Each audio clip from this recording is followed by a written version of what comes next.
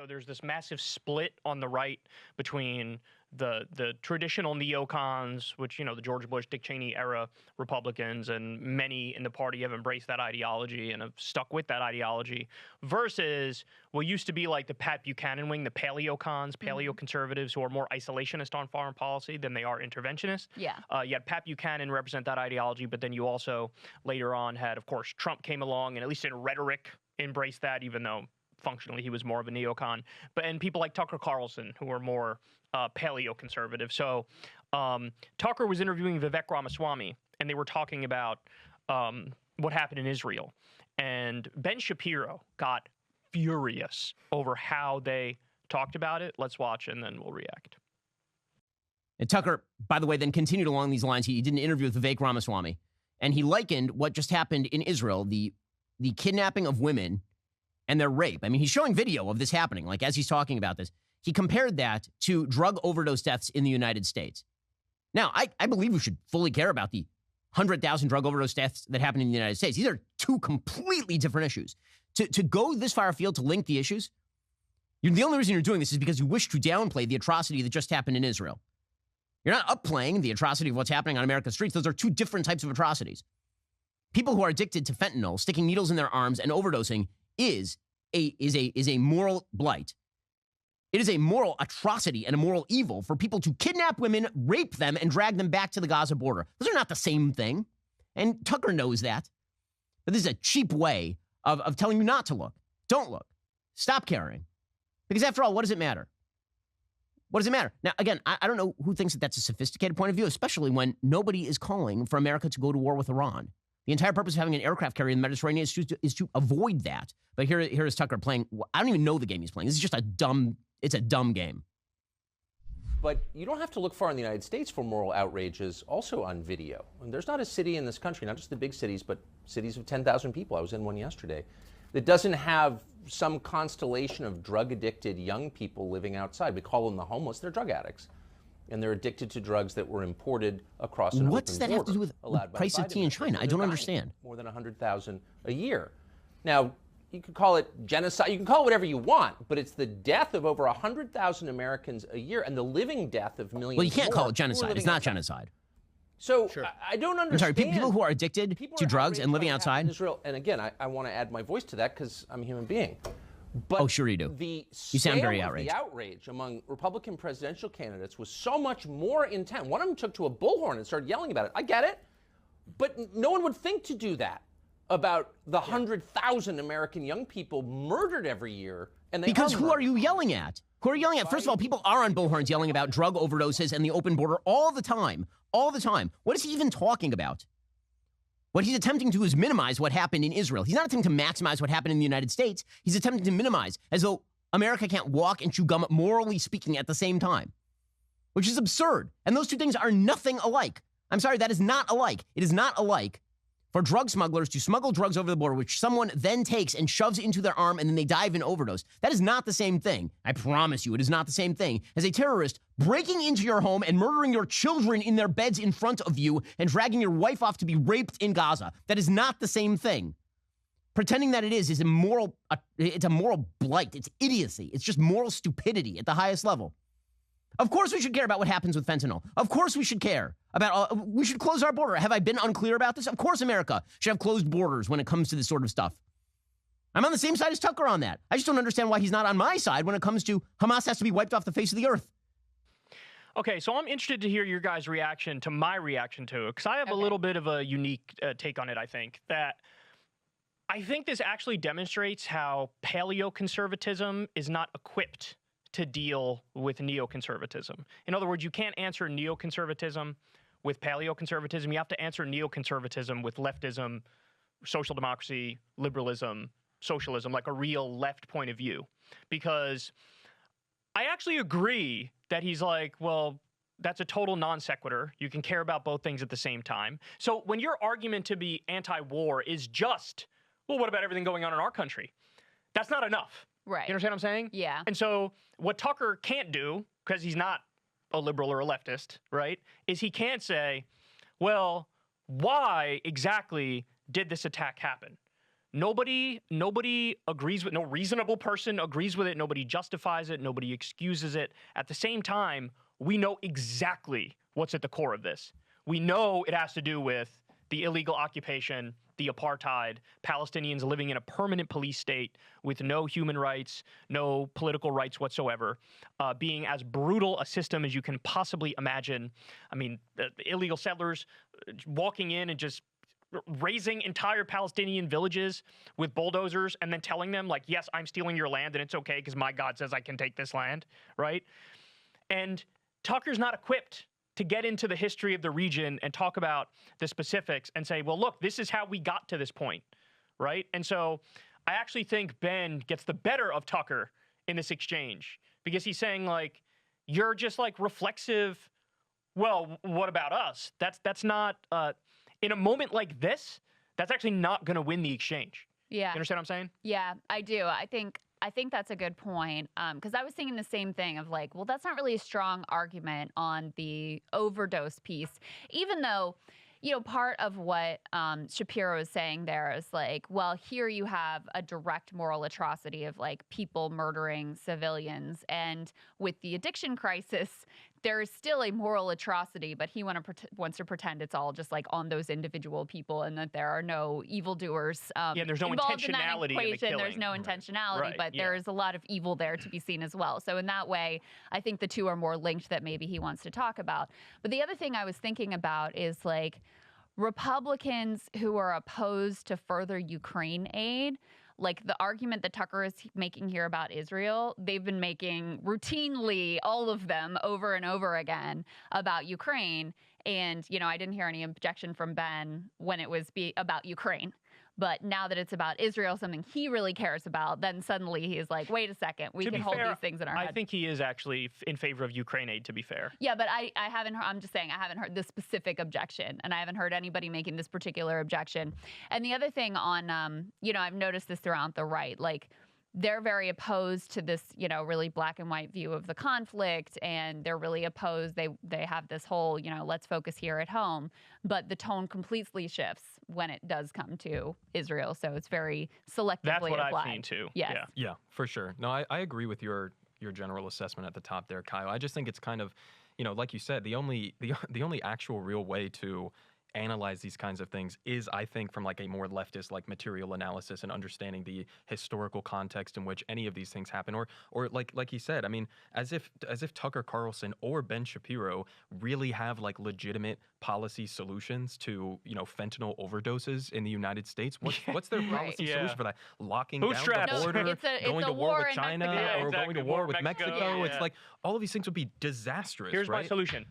Stop taking drugs.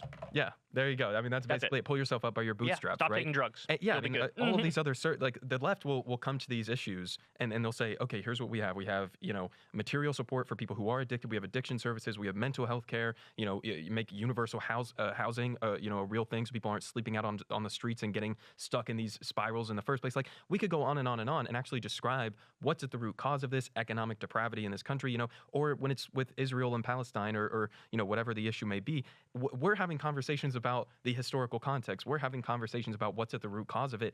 Everything, it feels like, in their commentary is just so surface level. So true. And, Yeah. and it's just sort of, you're never going to be able to have, and honestly, it's not even just that you're never going to be able to have, you know, any real solutions put on the table, but the things that they propose and the way they do this analysis in their minds is going to actively make these situations worse. It's going to make it worse in the long run. Yeah, and Shapiro, I watched him talk to Piers Morgan, and I mean, I could not disagree with his view any more than I do on Israel and Palestine, because he made the argument, and this actually was a direct quote from Joe Scarborough from like a decade ago in a different context, but he said, they hate us because they hate us, you know? And Shapiro was like, yeah, they're just evil. They're not like you and me. They're different people. They're just anti-Semites. It's like in the core of who they are. It is just sheer Jew hatred. Now, look, when you talk about the most extreme fringes of Hamas, there's an argument that some people are just flat out bigots and xenophobes. There's going to be some percentage that exists in any population you talk about at all. But at the same time, the idea that like all Palestinians fall into this category and they're just not like us and they just like support terror full stop. It's like, you actively don't want to look under the hood to see what led us to this point and what can be done to prevent this from happening in the future. Again, nobody begrudges if Israel said, hey, we're going to use special ops and we're going to go after the specific Hamas terrorists who did this attack. Literally nobody on the planet who's reasonable would begrudge them doing that. But they're not doing that. They're doing a total medieval-style siege. They're cutting off all their food, all their electricity, all their water. 2.3 million people, either bombing schools, bombing UN shelters, bombing hospitals. It's just absolutely disgusting and depraved. And God forbid you're a nuanced, thoughtful person and you say, hey, you know what? The core of this, yeah, it's got a lot to do with the illegal occupation. It's got a lot to do with the apartheid system. It's got a lot to do with the permanent police state. If you say that, it's, oh my God, you support Hamas. Well, it's like, no, you're just not thinking, and you don't want to engage honestly. He wouldn't want to engage honestly with us. And to go even one layer deeper, it's about trying to enforce an ethnostate. I mean, that's really the core of the problem here is that, you know, the world after the Holocaust, the atrocities of World War II, there was, you know, incredibly justifiable sentiment of like, okay, we need our own state. We got to do something for these people. They want their own state. We're going to give them their own state. But one layer under that also was like, man, we don't really want to deal with the Jewish refugees. Absolutely. And like, let's just, That's a great point. This isn't really our land to give, but we're just going to do it anyway. And okay, guys, good luck. You got your thing. Go do your thing. And so now in this twisted historical parallel, you know, you now have, you know, Hitler was trying to create his own ethnostate. Now you have this ethnostate, and it has led to all kinds of horrific illegal atrocities against this one ethnic group of people.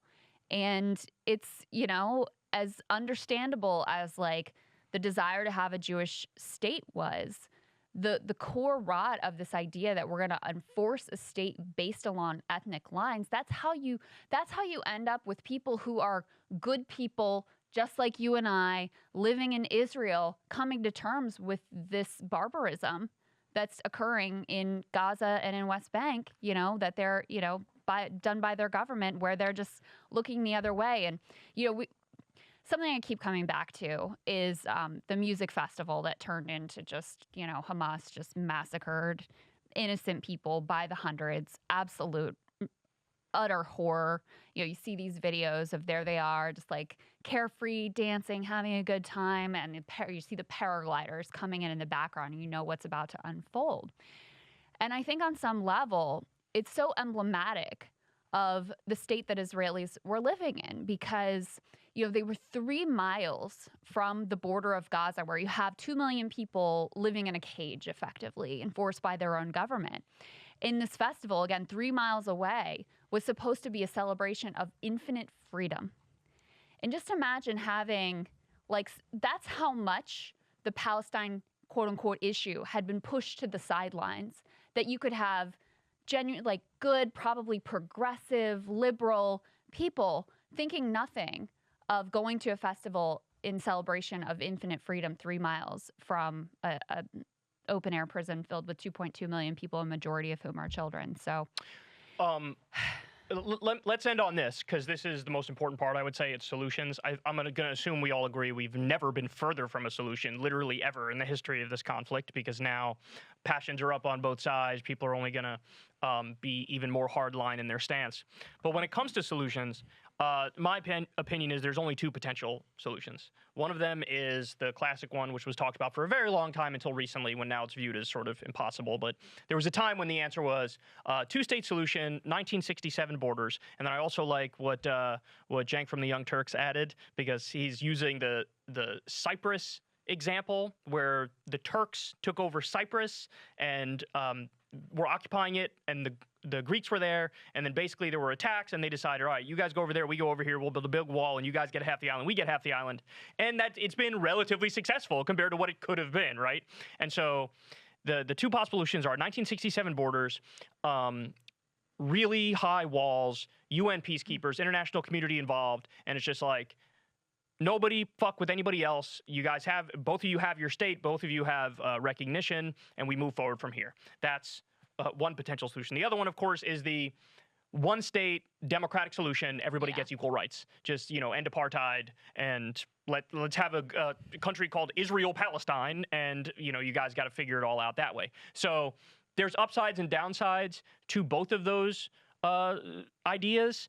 But like I said, I agree. We've never been further from any solution ever. But I'm just curious which you guys think is the best way to go. I'm actually not sure that we've never been further from any solution, because the world was just pretending like this didn't exist for the past number of years. And there was a consensus within Israeli society that, like, okay, we can go in the Netanyahu government direction, not just on the right in Israel, like on the liberal left as well. Like, we're just going to pretend this doesn't exist. And, you know, that's part of the backdrop here is Palestinians. Many of them felt like we were negotiating, and we've never now been further away from any type of solution. We're just invisible now. It's like we just don't even exist. So I'm not sure. But now they're facing a genocide. So I think you're definitionally further away. How could you be further away from, like, impossible? Like, it was impossible Well, before. it was impossible. It's probably impossible now, It was impossible. too. Now it's impossible, plus you're going to die. Yeah, I mean, I think it's. But continue. but what I wanted to say is, I think that I understand that there's a desire to try to be, like, pragmatic in terms of proposing some sort of a two-state solution. Not that anything seems workable now, but that seems, with all of the, like, clear hatred and vitriol and dehumanization and crimes and war crimes and atrocities that have been committed on both sides, it's hard to imagine how you stitch together a single state out of these people. However, I mean, I think the only real solution is the one democratic state solution, because let's say we get the two-state solution that you were proposing, and let's say we get, 50 years down the road.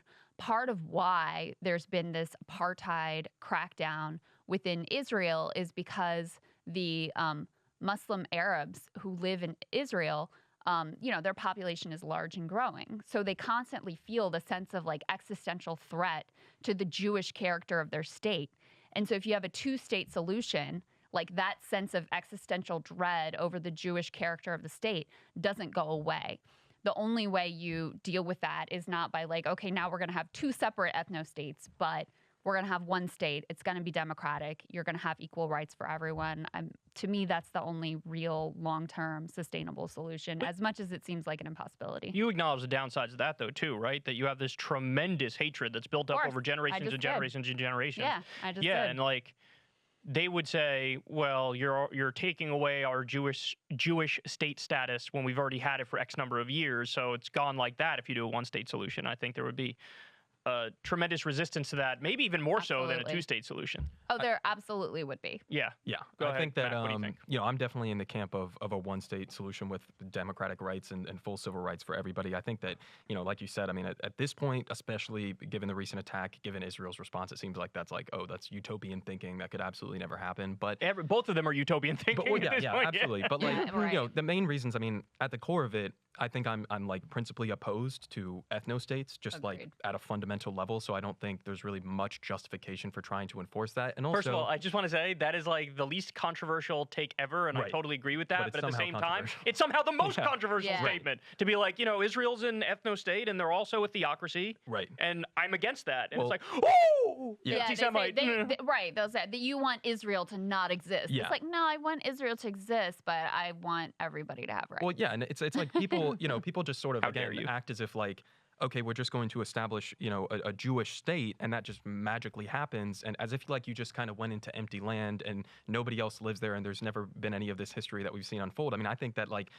especially given the history of Israel, something that is inherent to establishing an ethnostate is something like apartheid is an ethnic cleansing, so that adds on top of it. One other thing I'll say just about the two-state solution is I think it's just fundamentally impossible at this point. I mean, if you look at not only, number one, the complete uninterest from especially the government under Benjamin Netanyahu to try to move towards a two-state solution. He doesn't want that. That was part of the justification for him, trying to bolster Hamas in the first place. So on that front, it's not really possible. But number two, it's also not possible because, especially under his government, but even going beyond that, they've fragmented the Palestinian people into a million different enclaves, right? They've had continued expansions of the illegal under international law settlements in the West Bank.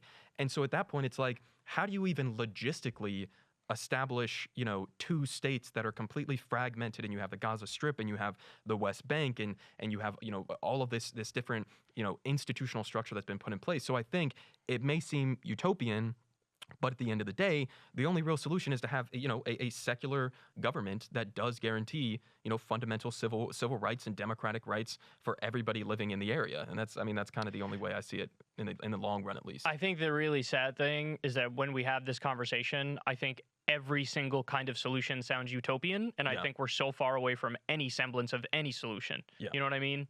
It feels like we're closer to, a genocide competition. Right. Yeah. Exactly. Yeah. And in that competition, by the way, we know who would win that competition. Yeah. Win the genocide competition. I mean, that has been the Israeli government policy. I mean, certain members of Netanyahu's cabinet will out and out call for like, hey, like Ben-Gvir, hey, let's wipe this Palestinian village off the map. And so they've had this sort of moving ethnic cleansing has effectively been the policy of Netanyahu.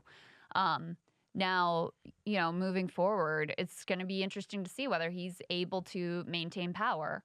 And the most likely reaction that you get from the Israeli population, and you're seeing this with the siege of Gaza and attacks in Gaza and strikes in Gaza and probably a ground invasion in Gaza, the biggest reaction to the population is like, let's go even harder. Let's police state even harder.